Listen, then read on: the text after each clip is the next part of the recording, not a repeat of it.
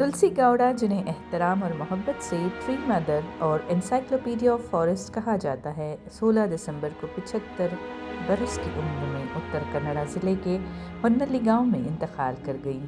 وہ حالانکہ وہ کلیگا برادری سے تعلق رکھتی تھیں اور کافی عرصے سے بیمار تھیں۔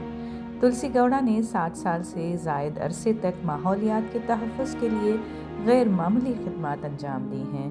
انہوں نے 4 لاکھ سے زائد پودے لگائے اور انہیں پروان چڑھایا۔ 300 سے زائد درختوں کی اقسام، ان کی نشو و نما، پانی کی ضرورت اور مٹی کی خصوصیات کے بارے میں ان کے علم کی بدولت انہیں جنگلات کی انسائکلوپیڈیا کا لقب دیا گیا، حالانکہ انہوں نے رسمی تعلیم حاصل نہیں کی تھی۔ ان کی خدمات کو قومی سطح پر پذیرائی ملی اور 2021 میں انہیں پدم شری ایوارڈ سے نوازا گیا۔ ایوارڈ تقریب میں ان کا ننگے پاؤں ہونا اور روایتی قبائلی لباس کی بدولت فطرت سے گہری وابستگی کی علامت بن گئی۔ اس سے پہلے بھی تلسی گوڑا کو کئی اعزازات سے نوازا جا چکا تھا۔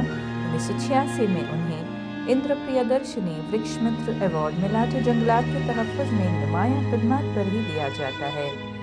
1999 میں انہیں کرناٹک راجیوتسوا ایوارڈ سے سرفراز کیا گیا اور 2020 میں دھارواڑ زرعی یونیورسٹی نے ان کی بے لوث محنت کے اعتراف میں انہیں اعزازی ڈاکٹریٹ عطا کی۔